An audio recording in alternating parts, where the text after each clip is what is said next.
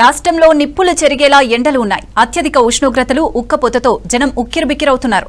నిన్న ఆదిలాబాద్, నిజామాబాద్ జిల్లాలో 44 డిగ్రీల అత్యధిక ఉష్ణోగ్రతలు నమోదయ్యాయి. ఉదయం 9 గంటల నుంచే ఎండల తీవ్రత కొనసాగుతోంది. ఎండ తీవ్రతతో పాటు వేడి గాలుల తీవ్రత పెరుగుతోంది.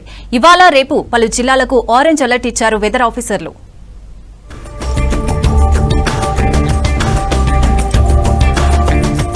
రాష్ట్రంలో డిఫరెంట్ వెదర్ కంటిన్యూ అవుతోంది. ఉదయం నుంచి మధ్యాహ్నం వరకు రికార్డు స్థాయిలో ఉష్ణోగ్రతలు నమోదవుతున్నాయి. సాయంత్రం తర్వాత ఈదురుగాలులు, ఉరుములు, మెరుపులతో కూడిన వర్షాలు పడుతున్నాయి.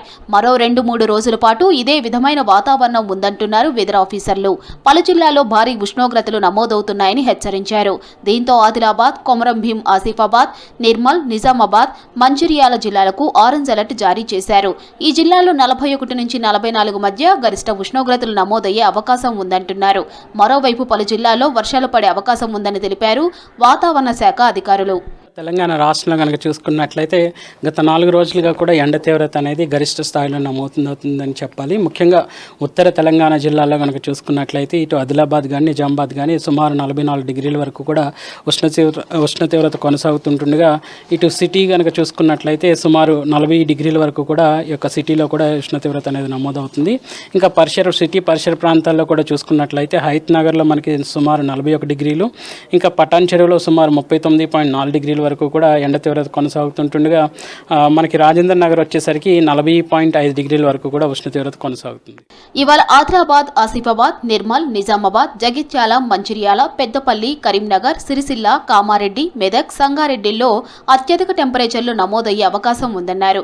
నారాయణపేట, నాగర్ కర్నూల్, మహబూబ్ నగర్, వనపర్తి, గద్వాల్ జిల్లాలకు అలర్ట్ ఇచ్చారు. మరోవైపు ద్రోణి ప్రభావంతో ఇవాళ ఉరుములు, మెరుపులతో కూడిన వర్షం పడే అవకాశం ఉందన్నారు. హైదరాబాద్ సిటీతో పాటు మేడ్చల్, వికారాబాద్, సంగారెడ్డి, మెదక్, కామారెడ్డి జిల్లాలో తేలికపాటి వర్షాలు పడే ఛాన్స్ ఉందన్నారు. ఆదిలాబాద్, ఆసిఫాబాద్, నిర్మల్, నిజామాబాద్, రంగారెడ్డిలో ఈదురుగాలులతో కూడిన వానలకు అవకాశం ఉందన్నారు. ఇటు గరిష్ట స్థాయిలో ఉష్ణ తీవ్రత అనేది ఉత్తర భాగాల్లో కొనసాగుతుంటుండగా ఇటు దక్షిణ భాగాల్లో కనుక చూసుకున్నట్లయితే తేలికపాటి నుంచి మోస్తారు వర్షాలు అనేవి ఈ కుములోనింబస్ సాయంత్రం సమయంలో ఏర్పడేటువంటి కుములోనింబస్ మేఘాల వల్ల వచ్చే అవకాశం కనిపిస్తుంది.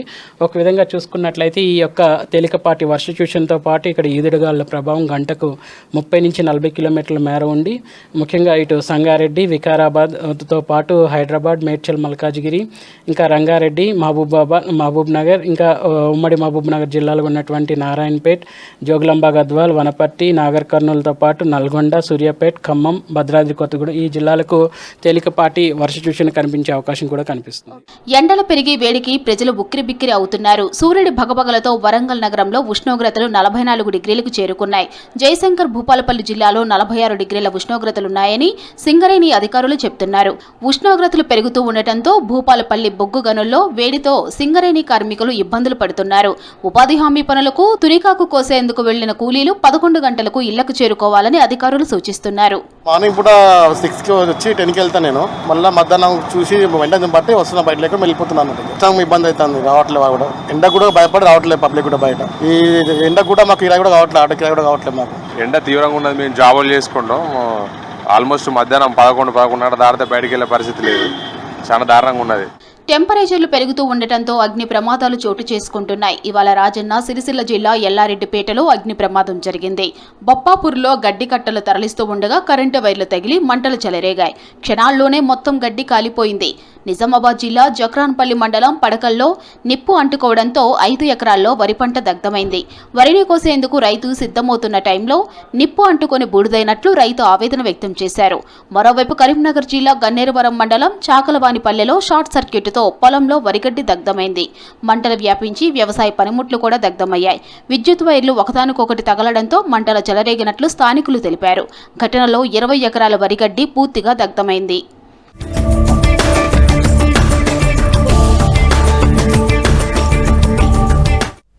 జగిత్యాల జిల్లా కొండగట్టు అంజన్న ఆలయానికి అరుదైన గౌరవం దక్కింది. నీతి ఆయోగ్ దివ్య భారత్ పుస్తకంలో చోటు చేసుకుంది. దేశవ్యాప్తంగా ప్రముఖ క్షేత్రాలు, పర్యాటక ప్రదేశాలు విశేషాలతో దేశ విదేశీ పర్యాటకులకు అవగాహన కల్పించేలా ఈ గ్రంథం రూపొందించారు. ఉమ్మడి కరీంనగర్ జిల్లాలో కొండగట్టు అంజన్నకే ఈ పుస్తకంలో ప్రత్యేక స్థానం దక్కింది. దేశవ్యాప్తంగా అంజన్న ఖ్యాతి విస్తరణ భక్తులు, స్థానికులకు గర్వకారణం.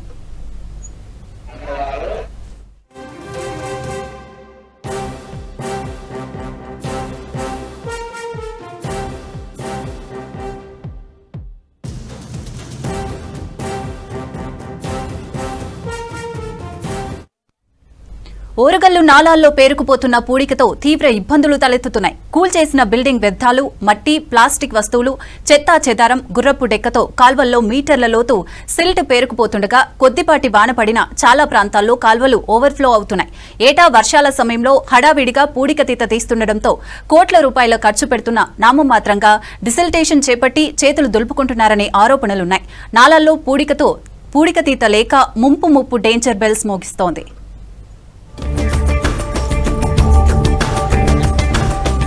వరంగల్ మహానగర పాలక సంస్థ పరిధిలోని ట్రై సిటీ పరిధిలో నయీంనగర్, భద్రకాళి, బొందివాగు, ఇతర ప్రధానమైన నాలాలు 53.3 కిలోమీటర్ల మేర విస్తరించి ఉన్నాయి.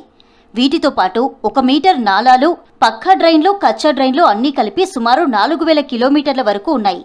కాగా గతేడాది అక్టోబర్ చివరి వారంలో కురిసిన వర్షాలకు నగరంలోని వడ్డేపల్లి చెరువు నుంచి వచ్చే నయీంనగర్ నాలా, వరంగల్ వైపు బొందివాగు నాలా, భద్రకాళి నాలాలు ఉప్పొంగాయి. ఆ వరదల్లో ఎగువ ప్రాంతాల నుంచి కొట్టుకు వచ్చిన మట్టి చాలా చోట్ల గుట్టలుగా పేరుకుపోయింది. అప్పటి నుంచి మట్టి గడ్డలు అలాగే ఉండిపోవడంతో వాటిపై చెట్లు పెరిగి నాలాలను కమ్మేశాయి. అంతేకాకుండా వరదల తాకిడికి నాలాల వెంట కూలిపోయిన గోడలు, ఇతర చెత్త చెదారం, గుర్రెపు డెక్కతో నాలాలు సగానికి పైగా నిండిపోయాయి. ఇలా 4-5 మీటర్ల లోతు మేరకు సిల్ట్ పేరుకుపోగా పైనుంచి వచ్చే నీటి ప్రవాహానికి అడ్డంకులు ఏర్పడుతున్నాయి.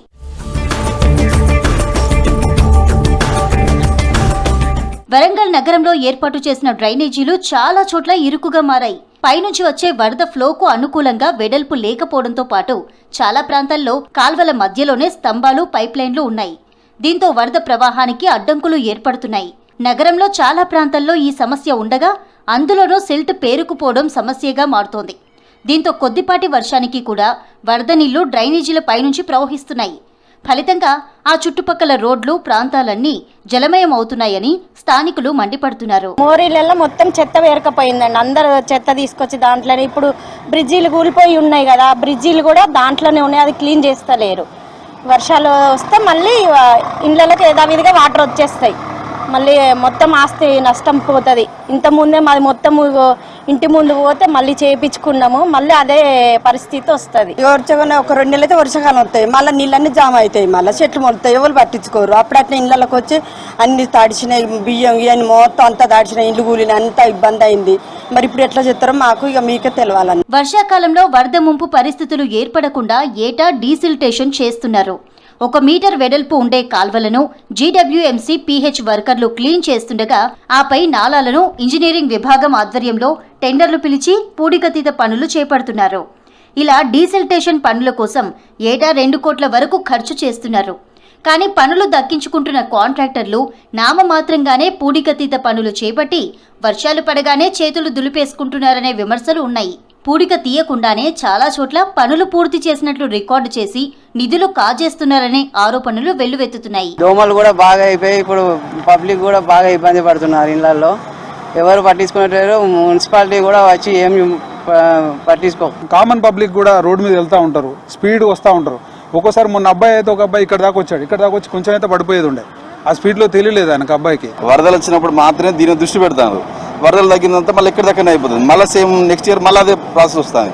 కాబట్టి కొంచెం అధికారులు ఇప్పుడైనా కానీ ఒక 2 నెలలు టైం ఉంది, ఇంకా వర్షాలకు 3 నెలల టైం ఉంది. ఎప్పుడో కనీసం 15 డేస్ 10-20 డేస్ దీని అధికారులు స్పందించి ఈ చిత్త చెదారం ఏదైతే ఉందో దాన్ని తీసేసి దూరం వేస్తే ఈ ఉన్న కాలంలో సాఫీగా ఉంటుంది. అప్పుడు వచ్చే నీళ్ళని కొంచెం ఫ్రీగా వెళ్ళిపోతాయి. వరంగల్ నగరంలో చాలా చోట్ల ఇరుకు నాలాలు, వాటిలో సిల్ట్ పేరుకుపోవడం వల్ల ముంపు సమస్యలు తలెత్తుతున్నాయి. ముందస్తుగా మేల్కొంటేనే చాలా కాలనీలకు ముప్పు తప్పే అవకాశం ఉంది. వర్షాకాలం నాటికి ముందే పూడికతీత పనులు చేపట్టాలని స్థానికులు కోరుతున్నారు. ప్రధాన నాలాల్లో డీసిల్టేషన్ పేరున నిధులు వృధా చేయకుండా చూడాలని కోరుతున్నారు.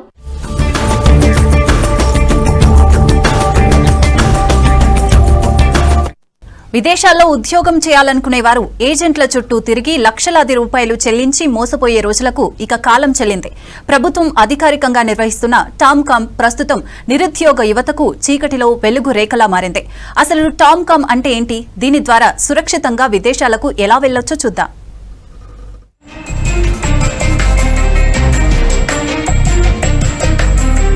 దుబాయ్, బొంబాయి, బొగ్గుబాయ్ ఈ మాటలు తెలంగాణ పల్లెల్లో దశాబ్దాలుగా వినిపిస్తుంది. కరీంనగర్, సిరిసిల్ల, జగిత్యాల నుంచి నిజామాబాద్ వరకు వేలాది మంది ఉపాధి కోసం గల్ఫ్ దేశాలకు వలస వెళ్తూ ఉంటారు. అయితే ఈ ప్రయాణంలో నకిలీ ఏజెంట్లు, మధ్యవర్తుల మాయాజాలానికి చిక్కి అప్పుల పాలై దేశం కాని దేశంలో జైళ్ల పాలవుతున్న బాధితులు ఎందరో ఉన్నారు. ఇలాంటి మోసాలకు అడ్డుకట్ట వేస్తూ నిరుద్యోగులకు చట్టబద్ధమైన ఉపాధి కల్పించటమే లక్ష్యంగా తెలంగాణ ప్రభుత్వం Telangana overseas man power company limited ని బలోపేతం చేసింది.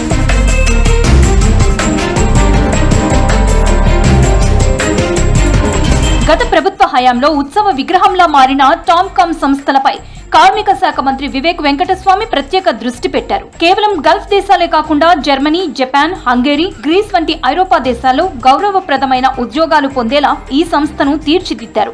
ఎలక్ట్రీషియన్లు, ప్లంబర్లు, నర్సులు, ఫార్మా నిపుణులతో పాటు ఐటీఐ పూర్తి చేసిన వారికి విదేశాల్లో ఉన్న ఖాళీల ఆధారంగా టామ్కామ్ శిక్షణ ఇచ్చి పంపిస్తోంది.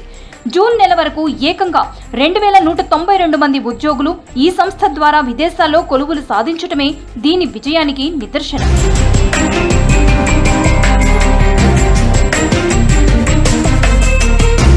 అధికారిక వెబ్సైట్ www.tomcom.telangana.gov.in లో వివరాలు నమోదు చేసుకున్న యువతకు వారి అర్హతల ఆధారంగా ఇంటర్వ్యూలు నిర్వహిస్తారు. ఎంపికైన వారికి ప్రభుత్వ అడ్వాన్స్డ్ టెక్నాలజీ సెంటర్లో నైపుణ్య శిక్షణ ఇస్తారు. జర్మనీ, జపాన్ వంటి దేశాలకు వెళ్లే వారికి ఆయా దేశాల భాషలపై ప్రత్యేక శిక్షణ ఇచ్చి ధృవపత్రాలు అందజేస్తారు. మంత్రి వివేక్ వెంకటస్వామి చొరవతో ఇప్పుడు ప్రతి జిల్లా ఎంప్లాయ్మెంట్ కార్యాలయంలో టామ్కామ్ ఇన్ఛార్జీలను నియమించారు. దీనివల్ల జిల్లా కేంద్రాల్లోనే యువతకు విదేశీ ఉద్యోగాలపై అవగాహన, శిక్షణ లభించనుంది. ఏజెంట్లకు లక్షలు పోసి మోసపోయే కంటే ప్రభుత్వ సంస్థ ద్వారా వెళ్లడమే ఉత్తమమని నిరుద్యోగులు అభిప్రాయపడుతున్నారు. ప్రవాసీ సంఘాలు కూడా ప్రభుత్వ నిర్ణయాన్ని స్వాగతిస్తూ వలస కార్మికులకు ఇది ఒక రక్షణ కవచంలా మారుతుందని అంటున్నాయి. ఇంతకుముందు మనకి ఎవరికి తెలియదు, ప్రజాప్రభుత్వం వచ్చిన తర్వాత ఈ టామ్కామ్ గురించి ఎక్కువ అంటే మా ఫ్రెండ్స్ నాకు తెలియదు. అంతకుముందు నేను గల్ఫ్ బాధితుడిని. ఎప్పుడు అంతకుముందు మనకి ప్రొఫెషనల్ ఉన్నా కానీ వేరే వృత్తిలో పోయినాం. ఈ టామ్కామ్ వచ్చిన తర్వాత మనకి ఏదైతే వృత్తి నైపుణ్యం ఉన్నదో దాని త్రూలోనే పోయినాం. మా ఫ్రెండ్స్ ఏంటంటే అంతకుముందు దుబాయ్ వేరు, ఇప్పుడు యూరోప్స్లో పోతురు. టామ్కామ్ అనేది అంతకుముందు ఎక్కువ తెలియకుండే. ఈ మన వివేక్ వెంకటస్వామి గారు కార్మిక శాఖ మంత్రి అయిన తర్వాత దీని గురించి ఎక్కువ అవగాహన అయింది. ఇప్పుడు దుబాయ్ కాకుండా యూరోప్స్లో వెళ్తున్నారు మా ఫ్రెండ్స్ అందరూ. మా ఫ్రెండ్స్ వేరు, మంచి సెటిల్ అయ్యారు. ప్రజల్ని మోసం చేస్తూ ఉన్నారు, గల్ఫ్ పంపిస్తా అని చెప్పి. ఈ ఏదైతే నీకు ఇక్కడ ఇంత మంచి వర్క్ ఉందని చెప్పి దుబాయ్లో, బెహ్రాన్లో, ఖతార్లో, సౌదీలో ఇట్లా ఈ వర్క్ ఉందని చెప్పి ఆ వర్క్ని కాకుండా మనకు వేరే సైడ్ తీసుకుపోతున్నారు. ఎక్కడనో ఒంటెల కాడ, గొర్రెల కాడ ఇట్లా వేస్తారు. కాబట్టి ఒక పని చెప్పి ఇంకో పని చూపిస్తున్నారు. కాబట్టి ఏజెంట్ల ద్వారా మోసపోకుండా ఉండడానికి ఈ ప్రాంత ప్రజలకు మా యొక్క విజ్ఞప్తి ఏంటిదంటే, ఇవాళ మనకు తెలంగాణ ప్రభుత్వంలో టామ్కామ్ అనేది ఉంది. కాబట్టి దాని ద్వారా మీరు వెళ్ళినట్టయితే సురక్షితమైన వలస వెళ్ళొచ్చు.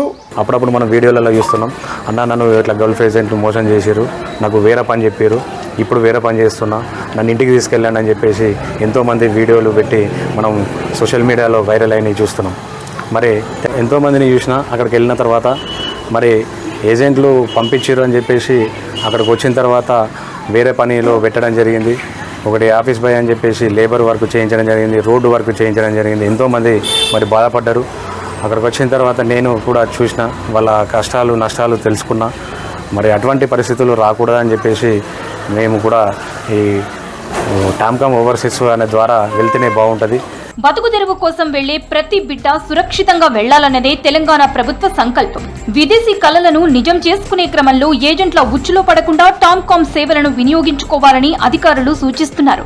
గతంలో విదేశీ కొలువుల పేరుతో కరీంనగర్ ఉమ్మడి జిల్లాలో వేలాది మంది యువత ఏజెంట్ల చేతిలో మోసపోయిన బాధితులు ఎందరో ఉన్నారు. ఇలాంటి కష్టాలకు చరమగీతం పాడుతూ ప్రభుత్వమే అండగా నిలబడాలని టామ్కామ్ ని బలోపేతం చేస్తోంది రాష్ట్ర ప్రభుత్వం. ఆ ప్లాన్ లో భాగంగా మేము కూడా మన జిల్లాలో ఎక్కువ మందికి అవకాశాలు ఇవ్వడం కోసం అవేర్నెస్ ప్రోగ్రామ్స్ కండక్ట్ చేయడం కోసం మేము ప్లాన్స్ చేస్తూ ఉన్నాము.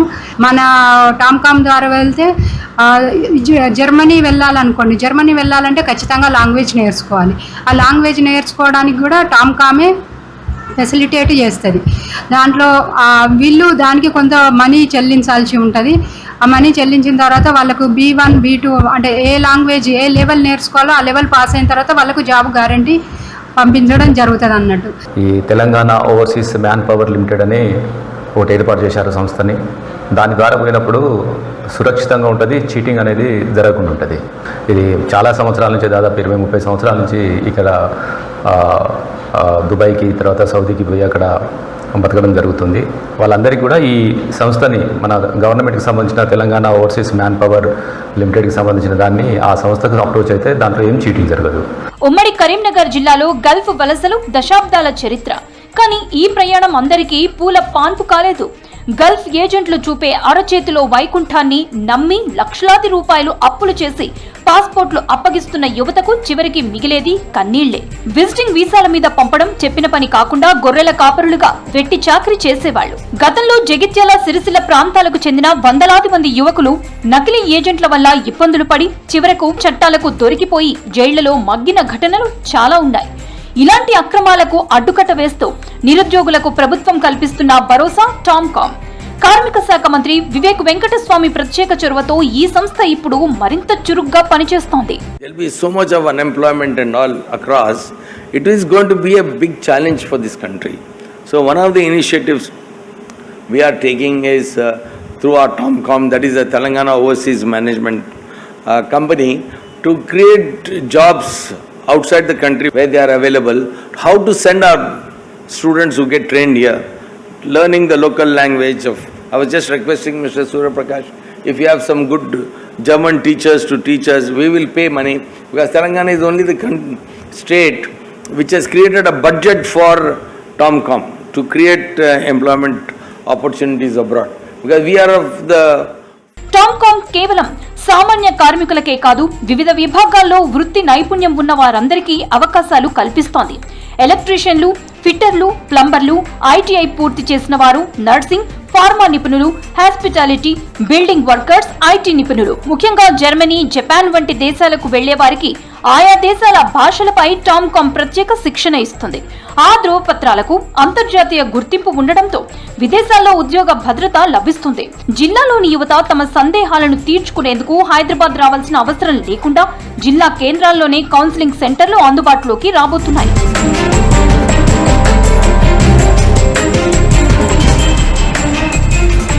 విదేశాలకు వెళ్లి సంపాదించి తమ కుటుంబాలను కాపాడుకోవాలనుకునే ప్రతి యువకుడికి టామ్కామ్ ఒక రక్షణ కవచం. సామాన్య ప్రజలందరికీ దీని గురించి అధికారులు చేరవేయటం ద్వారా మరిన్ని ప్రాణాలు, మరిన్ని ఆస్తులు ఏజెంట్ల బారిన పడకుండా కాపాడుకోవచ్చని సూచిస్తున్నారు నిపుణులు. కళ్ల ముందు ఉన్న రూపాన్ని పేపర్ మీద అచ్చుగుద్దినట్లు ఆవిష్కరించడం ఈ చిత్రకారుడి స్పెషాలిటీ. కుంచెతో బొమ్మలకు ప్రాణం పోయటం చిత్రకళ గొప్పతనం. అలాంటి కోవకే చెందిన పాలమూరు చిత్రకారుడు మహేష్ పెయింటింగ్ లో ప్రావీణ్యం సంపాదించాడు. Live art making, pencil art, painting తో అందరినీ ఆకట్టుకుంటున్నాడు.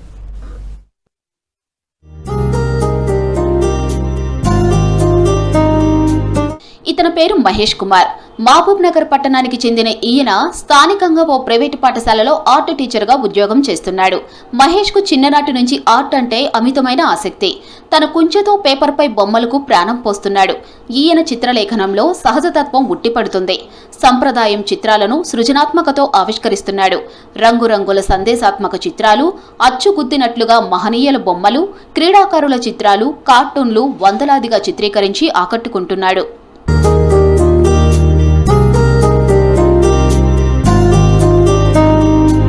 పెన్సిల్ తో తన కళ్ల ముందు ఉన్న మనిషి బొమ్మను సెకండ్ల వ్యవధిలోనే దించేస్తాడు. వాటర్ కలర్, పోస్టర్ కలర్ పెయింటింగులు కూడా వేస్తాడు. మన భారత ప్రధానమంత్రి నరేంద్ర మోడీ చిత్రాన్ని గీసి రాష్ట్ర బీజేపీ నాయకులతో ఢిల్లీకి కానుకగా పంపించాడు.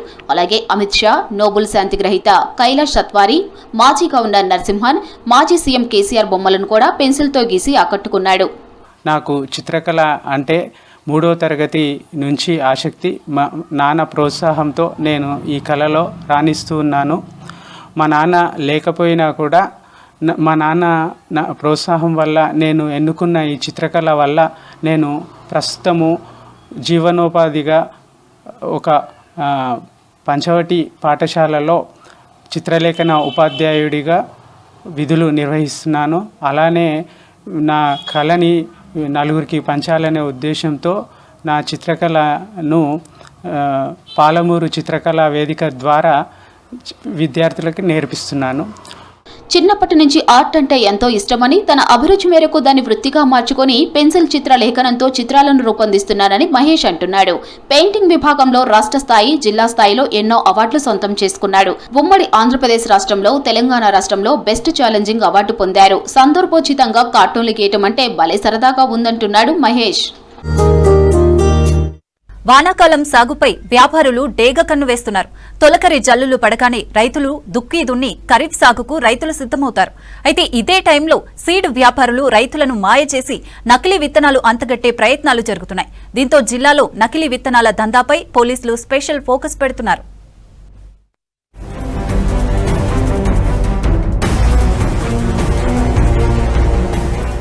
సీడ్ ప్రొడక్షన్ అండ్ ప్రాసెసింగ్ కు కేర్ ఆఫ్ పాలమూరు జిల్లా అనువైన ప్రాంతం కావడంతో రైతులు సీడ్ పత్తితో పాటు ఇతర సీడ్ ను ఉత్పత్తి చేస్తారు.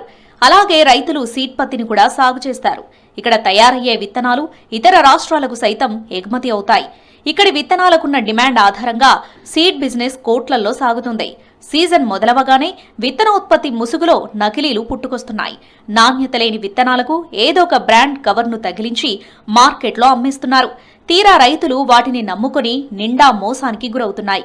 ఏటా ఇదే తంతు. తక్కువ ధరకొస్తుందన్న ఆశతో విత్తన వ్యాపారుల మాయలో పడి సరైన దిగుబడి రాక రైతులు నష్టపోతూనే ఉన్నారు. జెర్మినేషన్ ప్రాసెస్లో ఫెయిల్ అయిన నాణ్యత లేని విత్తనాలను సీడ్ ఆర్గనైజర్లు రైతులకివ్వటంతో నిండా మునుగుతున్నారు. సీడ్ ఆర్గనైజర్ల చేతిలో బలైపోతున్నారు.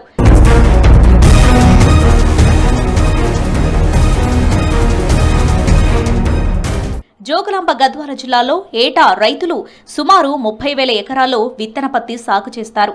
దేశంలో ఎక్కువగా ఈ ప్రాంతంలోనే విత్తన పత్తి పంటను పండిస్తారు. సీడ్ బౌల్ గా పేరుగాంచిన విత్తన పత్తి రైతులు ఇప్పుడు కష్టాల పాలవుతున్నారు. పలు కంపెనీలు రాతపూర్వకంగా నేరుగా రైతులతో ఒప్పందం చేసుకోకుండా మధ్యవర్తులతో మౌఖిక ఒప్పందాలు చేసుకుని రైతులతో విత్తన పంట సాగు చేయిస్తున్నాయి. ఈ వ్యవహారాన్ని పర్యవేక్షించాల్సిన వ్యవసాయ శాఖ అధికారుల నిర్లక్ష్యంతో చివరికి రైతులు నష్టపోతున్నారు. సీడ్ ఇచ్చిన ఆర్గనైజరే కావాల్సినప్పుడల్లా రైతులకు అప్పులిచ్చేవాళ్లు. పంటను అప్పగించిన తర్వాత అసలు వడ్డీపోను మిగిలిన డబ్బులు చెల్లించేవాళ్లు. ఈసారి పంట సాగు చేశాక మధ్యలో అప్పులు ఇవ్వలేమని ఆర్గనైజర్లు చెప్పడంతో రైతుల పరిస్థితి అగమ్య గోచరంగా మారింది. ఎకరా విత్తన పత్తి సాగుకు 2 నుంచి 3 లక్షల వరకు ఖర్చవుతాయి. కొంతమంది ఆర్గనైజర్లు రైతులకిచ్చిన పత్తి విత్తన ప్యాకెట్లపై కంపెనీకి సంబంధించిన పేర్లు, బార్ కోడింగ్ కనిపించవు. ఆర్గనైజర్లు ఇచ్చిన వంటి విత్తనాలనే రైతులు వేస్తున్నారు. కానీ విత్తనాలు ఫెయిల్ అవ్వడంపై రైతుల్లో అయోమయం వ్యక్తమవుతుంది. పత్తి విత్తనాలకు ప్రొడక్షన్లో మా రాష్ట్రానికి లేదా దేశానికి ఆదర్శంగా ఉన్నది. ఇక్కడ బాగా పత్తి విత్తనాలు ప్రొడక్షన్ బాగా జరుగుతుంది. అయితే ఇక్కడ నకిలీ విత్తనాలు, లూజ్ విత్తనాలు రైతులకి అమ్మడం జరుగుతుంది అని మనం జిల్లాలో పట్టుకోవడానికి, అట్లాంటివి నిరోధించడానికి మేము జిల్లాలో 2 జిల్లా టీములు చేశాము. ఆ జిల్లా టీములు ఎప్పుడైనా పోయి పర్యవేక్షించవచ్చు. తర్వాత ప్రతి మండలంలో మండల అగ్రికల్చర్ ఆఫీసరు, తర్వాత అక్కడ స్టేషన్ హౌస్ ఆఫీసరు, తర్వాత ఎంఆర్ఓలు వాళ్ళ ముగ్గురు కలిసి ఒక టీం ఉంటే ప్రతి మండలంలో 13 మన జిల్లాలో 13 మండలాలకి 13 టీములు చేయడం అయింది. వీటికి కాకుండా ఓవరాల్గా జిల్లాకి ఇంకా 2 టీంలు ఎక్స్ట్రా చేసాం. వాళ్ళు జిల్లా మొత్తం తిరుగుతారు. వానాకాలంలో ఉమ్మడి పాలమూరు జిల్లాలో 13 లక్షల ఎకరాల్లో వివిధ రకాల పంటలు సాగవుతాయి. జొన్న, మొక్కజొన్న, కంది, వరి, పత్తి లాంటి పంటలను ప్రధానంగా పండిస్తారు. సీజన్ మొదలైందంటే చాలు విత్తనాలే కాదు, ఆలంపూర్, గద్వాల నియోజకవర్గాల్లోని ఎరువులు, పురుగుల మందుల దుకాణాలు కాలం చెల్లిన మందులు బయటపడుతున్నాయి. గద్వాల, మల్దగల్, ధరూర్, గట్టు మండలాల్లో నకిలీ విత్తనాలు బయటపడుతున్నాయి. ప్రతి ఏడాది వరుసగా కేసులు నమోదవుతున్నా అధికారులు పట్టించుకోవడం లేదని రైతులు ఆరోపిస్తున్నారు.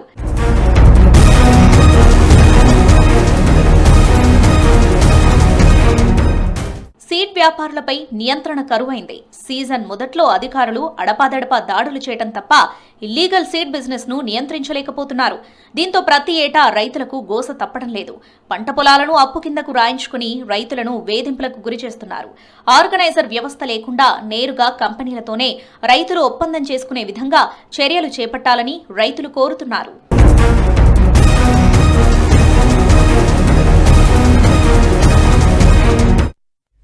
యాసంగి పంట చేతికొచ్చింది. కొనుగోళ్లు ఊపందుకున్నాయి. వరితో పాటు మొక్కజొన్న, వేరుశనగ పంటల కొనుగోళ్లు నడుస్తున్నాయి. అయితే గిడ్డంగులు లేక కోసిన పంటను ఎక్కడ దాచుకోవాలో అర్థం కాక ఇబ్బంది పడుతున్నారు రైతులు. నిజామాబాద్ జిల్లాలో పంటలకు సరిపడా గిడ్డంకులు లేక రైతులు ధాన్యాన్ని రోడ్లపై ఆరబోస్తున్నారు. రోడ్లపై సగం వరకు ధాన్యం రాసులై ఉండటంతో ప్రమాదాలు జరుగుతున్నాయి. దీంతో రోడ్లపై ధాన్యం ఆరబోయకూడదని పోలీసులు హెచ్చరికలు జారీ చేశారు.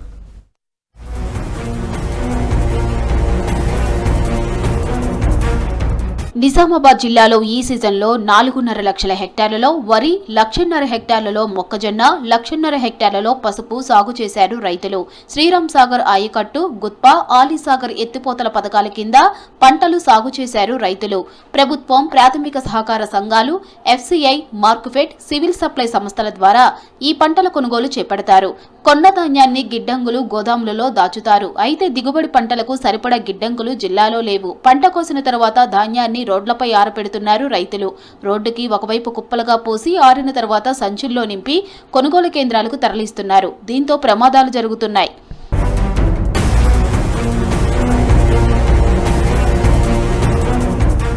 దిగుబడికి సరిపడా గిడ్డంకులు లేక రైతులు అవస్థలు పడుతున్నారు. కోసిన ధాన్యాన్ని రోడ్లపై కుప్పలుగా పొయ్యడంతో వాహనదారులకు ఇబ్బందిగా మారింది.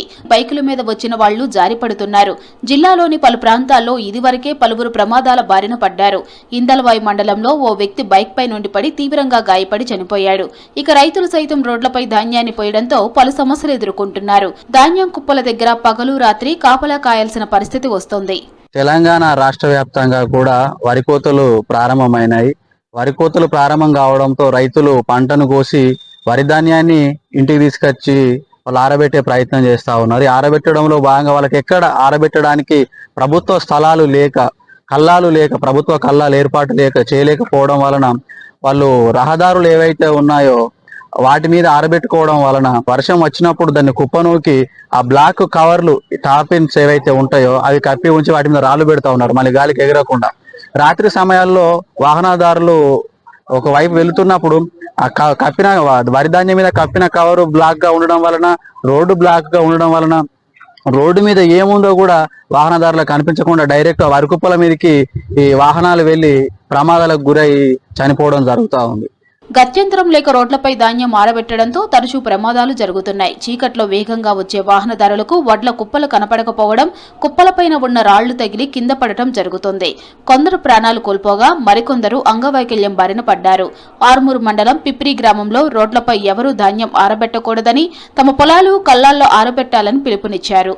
ధాన్యాలు కంపల్సరీగా ఏదైనా ఓపెన్ ప్లేస్ లో కానీ ఏదైనా దాన్ని చదువు చేసుకుని అక్కడ పోసుకున్నట్లయితే, అదేవిధంగా ఇప్పుడు స్కూల్స్ కూడా సెలవు ఉన్నాయి, అక్కడ గ్రౌండ్స్లలో కూడా వాళ్ళతో పర్మిషన్ తీసుకుని కంపల్సరీ అక్కడ పోసుకుంటే ఎట్టి పరిస్థితుల్లో కూడా ఈ యాక్సిడెంట్ అనేది నిరోధించడం జరుగుతుంది. ఈ ధాన్యం రోడ్ల మీద పోస్తున్నప్పుడు కంపల్సరీ ప్రికాషన్ తీసుకోవాలి. కోన్స్ ఏర్పాటు చేసుకోవడం, రేడియం స్టిక్కర్స్ ఏర్పాటు చేసుకున్నట్లయితే నైట్ టైంలో యాక్సిడెంట్ అనేది కాకుండా జరుగుతాయి. ఏదైనా ఎక్కడైనా కానీ యాక్సిడెంట్ అయితే గురై చనిపోయినప్పుడు ఈ ధాన్యం ఆరబోసిన టైంలో వారి మీద కఠినమైన చర్యలు తీసుకోవడం జరుగుతుంది. కాబట్టి రైతులకు మా యొక్క విజ్ఞప్తి ఏమనగా ఎట్టి బస్సులో కూడా ధాన్యాన్ని రోడ్డు మీద ఆరబోయొద్దని చెప్పి రూల్స్ బ్రేక్ చేస్తూ రోడ్లపై ధాన్యం ఆరబోస్తే ఫైన్ వేస్తున్నట్లు పోలీసులు తెలిపారు. రైతులు ప్రమాదాలు నివారించడంలో తమకు సహకరించాలన్నారు. భవిష్యత్తులో సహజ వ్యవసాయంలో పండించిన పంటలకు ఎక్కువ డిమాండ్, ధరలు లభిస్తాయి. కాబట్టి రైతులను ఆ దిశగా ప్రోత్సహించేందుకు వ్యవసాయ శాఖ జాతీయ స్థాయిలో ఓ వినూత్న కార్యక్రమానికి శ్రీకారం చుట్టింది. పండ్లు, కూరగాయలు, ఆహార ధాన్యాలు అన్ని రసాయనాలు మయంగా మారాయి. వాటి స్థానంలో ప్రాచీన పద్ధతిలో సేంద్రియ విధానాన్ని ప్రోత్సహించేందుకు పాలమూరు జిల్లాలో గ్రామ స్థాయిలో కార్యక్రమాలు మొదలయ్యాయి.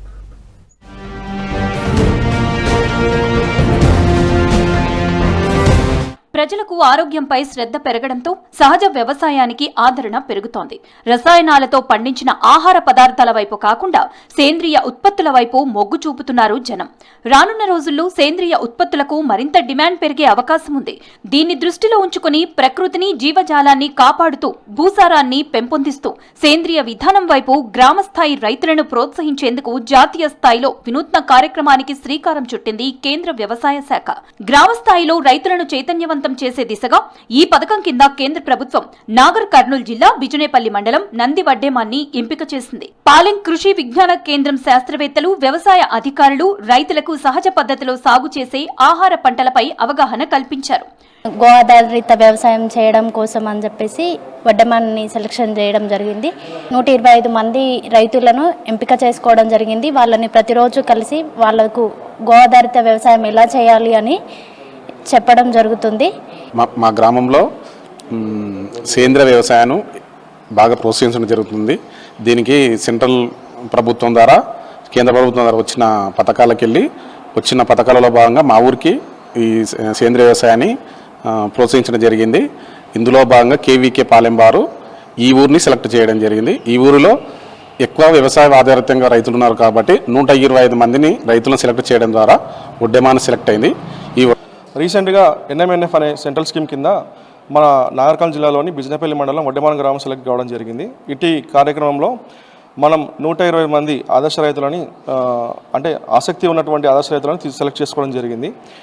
ఈ యొక్క స్కీమ్ యొక్క ముఖ్య ఉద్దేశం ఏంటి అంటే గవర్నమెంట్ సేంద్రియ రైతులని ఒక సేంద్రియ వ్యవసాయాన్ని పెంచాలనే ఉద్దేశంతో రైతులకు అవగాహన కార్యక్రమం చేసి వాళ్ళకి మెలకువలు, వాటి వల్ల వచ్చే ఉపయోగాలు నేర్పించడానికి ఒక 120 మందిని మనకు అవకాశం కల్పించింది. పంటలో చీడపీడల నివారణకు తయారు చేసుకునే ఎరువులు, కషాయాల గురించి వివరించారు.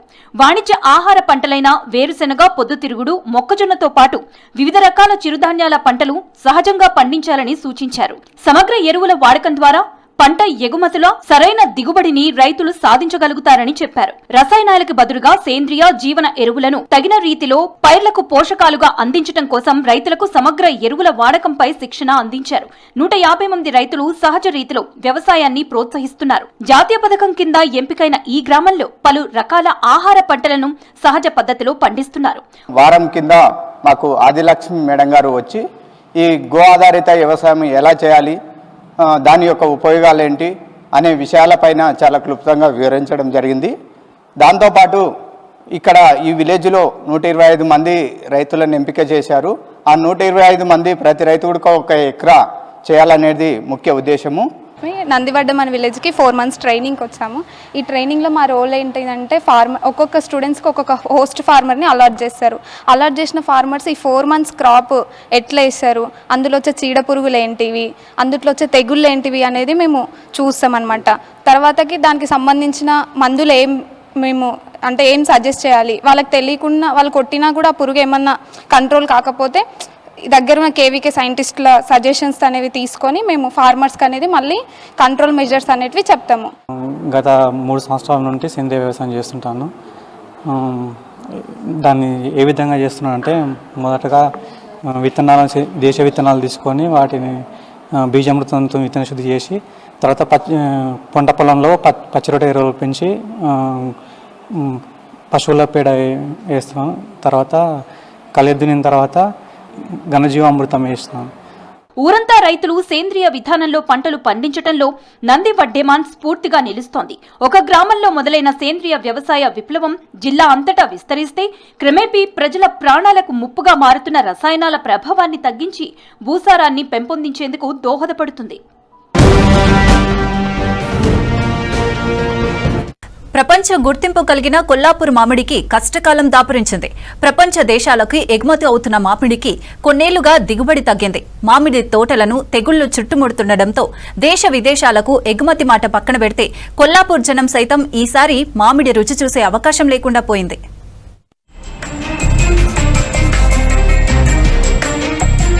పాలమూరు మామిడికి ఉన్న చరిత్ర అంతా ఇంతా కాదు. అందులోనూ కొల్లాపూర్ మామిడికి ఎంతో ప్రత్యేకత ఉంది. శతాబ్దం క్రితం కొల్లాపూర్ సంస్థానాధీశులు ఏర్పాటు చేసిన తోటలు క్రమంగా విస్తరించాయి. తొలుత కొల్లాపూర్ మండలం ఎల్లూరు సమీపంలోని రాజువారి పెద్ద తోట, చుక్కాయిపల్లి కృష్ణ విలాస్ తోటలో మామిడి తోటల సాగును ప్రారంభించారు. క్రమంగా 500 హెక్టార్ల వరకు తోటలు విస్తరించాయి. ప్రస్తుతం కొల్లాపూర్ నియోజకవర్గంలో 40,000 ఎకరాల్లో మామిడి తోటలు ఉన్నాయి. 15,000 మంది రైతులు మామిడి తోటలపై ఆధారపడి జీవిస్తున్నారు. భూములు కౌలుకు తీసుకొని మామిడి తోటలు పండిస్తున్న రైతులు కూడా ఉన్నారు. ఆంధ్రప్రదేశ్ రాష్ట్రం కృష్ణా జిల్లా నూజివీడు నుంచి సేకరించిన మామిడి మొక్కలను మామిడి తోటల పెంపకానికి అనువైన కొల్లాపూర్ ప్రాంతంలో నాటారు. నేల స్వభావం, వాతావరణ పరిస్థితుల వల్ల మంచి తీపిదనంతో కాయ కూడా పెద్దగా ఉండటం, నాణ్యంగా ఆకర్షణీయంగా ఉండటం వల్ల ప్రత్యేకత పొందింది.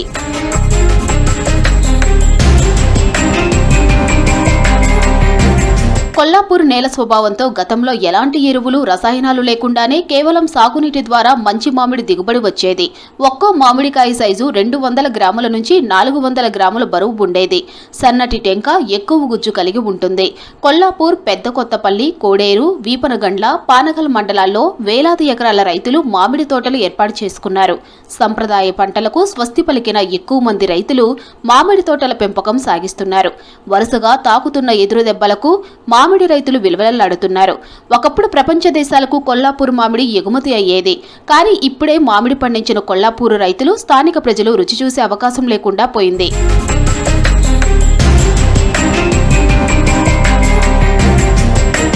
ఏళ్లపాటు కష్టపడి తోటలను కంటికి రెప్పలా కాపాడుకుంటున్న మామిడి రైతులకు 4 రూపాయలు కళ్ల చూడాలంటే ఎన్నో సుడిగుండాలను దాటుకుంటూ వెళ్లాల్సి వస్తుంది. లక్షల కొద్దీ పెట్టుబడుల భారం, ఏడాది పొడవునా తోటల సంరక్షణ, వాతావరణ పరిస్థితుల్లో ఆటుపోట్లను ఎదుర్కొంటూ పూత దశ నుంచి మరింత జాగ్రత్తగా తోటను కాపాడుకోవడం మామిడి రైతు వంతు. ఆ తర్వాత ఏమాత్రం గాలి దుమారం వచ్చినా, వైరస్లు చుట్టుముట్టినా రైతు పరిస్థితి తలకిందులవుతుంది. ప్రపంచ దేశాలకు ఎగుమతి అవుతున్న మామిడికి కొన్నేళ్లుగా దిగుబడి తగ్గింది. దీంతో రైతులు దిక్కుతోచిన స్థితిలో పడ్డారు. మామిడి తోటలను తెగుళ్లు బారి నుండి కాపాడుకునేందుకు రైతులు చేస్తున్న ప్రయోగాలు సైతం ఆశించిన స్థాయి ఫలితాలు ఇవ్వడం లేదు. 5-6 ఏళ్లుగా మామిడి తోటలను బ్లాక్ ఫంగస్ చుట్టుముడుతోంది. పూత, కాయలు తెగుళ్లు బారిన పడుతున్నాయి. వేగంగా విస్తరించిన మామిడి తోటలను అంతే వేగంగా రైతులు నరికివేసే పరిస్థితులు ఎదురయ్యాయి.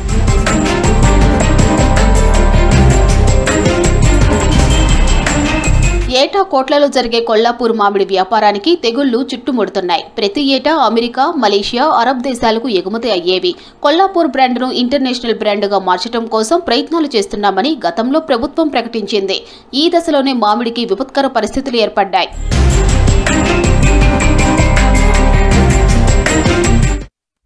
ఉమ్మడి వరంగల్ జిల్లాలో రైతన్నలపై డీజిల్, పెట్రోల్ కొరత తీవ్ర ప్రభావం చూపిస్తోంది. వరి పంట చేతికొచ్చి కోతలు ముమ్మరంగా కొనసాగుతున్న టైంలో డీజిల్ దొరక్క ఇబ్బంది పడుతున్నారు. హార్వెస్టర్లు పనిచేయక కోతలు ఆగిపోవడంతో ఏం చేయాలో తెలియని పరిస్థితిని ఎదుర్కొంటున్నారు. డీజిల్ కోసం హార్వెస్టర్ల ఓనర్లు క్యాన్లతో బంకుల చుట్టూ ప్రదర్శన చేస్తున్నారు.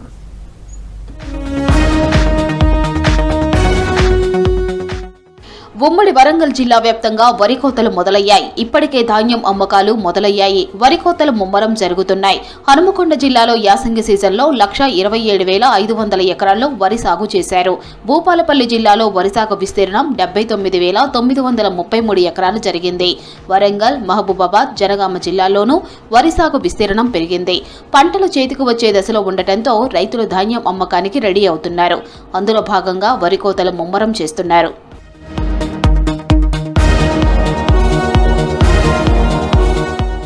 ఓవైపు యాసంగి పంటల వరి కోతలు ముమ్మరంగా జరుగుతుంటే మరోపక్క డీజిల్ రూపంలో రైతులకు కొత్త కష్టాలు తెచ్చిపెట్టింది. వరి కోతలు దాదాపు అన్ని ప్రాంతాల్లో హార్వెస్టర్ పైనే రైతులు ఆధారపడుతున్నారు. హార్వెస్టర్ కు గంటకు 2,000కు పైగా అద్దె చెల్లించి వరి కోతలు చేపట్టారు. అయితే డీజిల్ దొరక్కపోవడంతో హార్వెస్టర్లు ముందుకు సాగే పరిస్థితి లేకుండా పోయింది. 2-3 రోజులుగా ఇదే పరిస్థితి ఎదుర్కొంటున్నారు. క్యాన్లు పట్టుకుని బంకుల చుట్టూ ప్రదక్షిణ చేస్తున్నారు హార్వెస్టర్ల ఓనర్లు.